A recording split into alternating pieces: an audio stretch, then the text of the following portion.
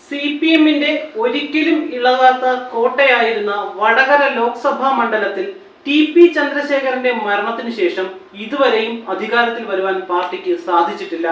12 വർഷങ്ങൾക്കു ശേഷവും ആ പഴയ സിപിഎംകാരന്റെ മരണം മണ്ഡലത്തിൽ പാർട്ടിക്ക് പ്രതിസന്ധിയായി തന്നെ നിലനിൽക്കുകയാണ്. ഇതിനെ അതിജീവിക്കുവാനുള്ള പാർട്ടിയുടെ ശ്രമങ്ങളെയെല്ലാം തകർത്തു കളഞ്ഞുകൊണ്ടാണ് കേസിലെ ഹൈക്കോടതി വിധി വന്നിരിക്കുന്നത്. ടി.പി. വധത്തിലൂടെ സിപിഎമ്മിനേറ്റ കളങ്കം കഴുകിക്കളയണമെങ്കിൽ വടകരയിൽ പാർട്ടിക്ക് ജയിച്ചേ തീരൂ. ഇതിനുവേണ്ടി തന്നെയാണ് സർവസമ്മതയായ കെ ശൈലജയെ തന്നെ പാർട്ടി വടകരയിൽ മത്സരിപ്പിക്കുന്നത്.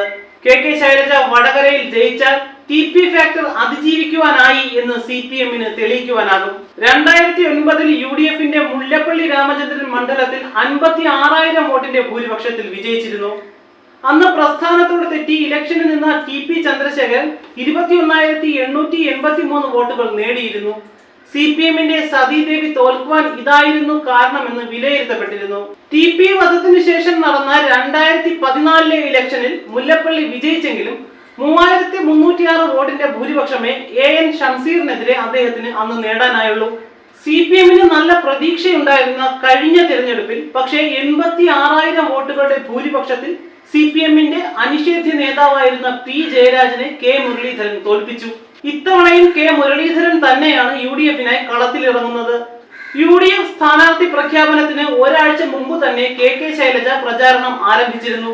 പാർട്ടിക്ക് പുറത്തും വലിയ സ്വീകാര്യതയുള്ള കെ ശൈലജയിലൂടെ വടകര കടക്കാമെന്ന് സിപിഎം പ്രതീക്ഷിച്ചിരിക്കുമ്പോഴാണ് ടി.പി. വധത്തിൽ ഹൈക്കോടതി വിധി വന്നത്. 5 പ്രതികൾക്ക് ഇരട്ട ജീവപര്യന്തമടക്കം കടുത്ത ശിക്ഷ. പുതുതായി പ്രതി ചേർത്തവർക്കും ജീവപര്യന്തം. കീഴ്ക്കോടതി വിധിച്ച ശിക്ഷ വർദ്ധിപ്പിച്ചാണ് ഹൈക്കോടതി കടുത്ത ശിക്ഷ വിധിച്ചത്.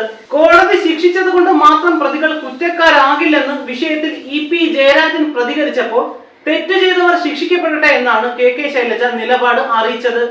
വടകരയിലെ വികസന മുരടിപ്പാകും തിരഞ്ഞെടുപ്പിൽ ചർച്ചയാകുക എന്ന് പറഞ്ഞ കെ ശൈലജയുടെ നിലപാടിൽ നിന്ന് തന്നെ കോടതി വിധി അവഗണിച്ച് മുന്നോട്ട് പോകുവാനാണ് സിപിഎം നീക്കം എന്ന് വ്യക്തമാണ്.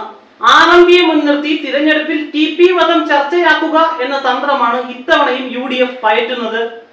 എന്നാൽ പി ജയരാജനല്ല കെ ശൈലജയെന്ന് യു.ഡി.എഫിന് വ്യക്തമായി അറിയാം. വടകരയിലെ യുവാക്കളുടെ പിന്തുണ കെ ശൈലജയ്ക്ക് ലഭിക്കുവാനുള്ള സാധ്യത വളരെ അധികമാണ്. അതേസമയം കെ ശൈലജയെ സംസ്ഥാന രാഷ്ട്രീയത്തിൽ നിന്ന് കെട്ടുകെട്ടിക്കുവാനാണ് സിപിഎം ശ്രമിക്കുന്നതെന്നും വിമർശനമുണ്ടാകുന്നുണ്ട്. ഏതായാലും ഈ തിരഞ്ഞെടുപ്പിൽ കേരളം ഉറ്റുനോക്കുന്ന മണ്ഡലം തന്നെയായിരിക്കും വടകര എന്നതിൽ സംശയമില്ല.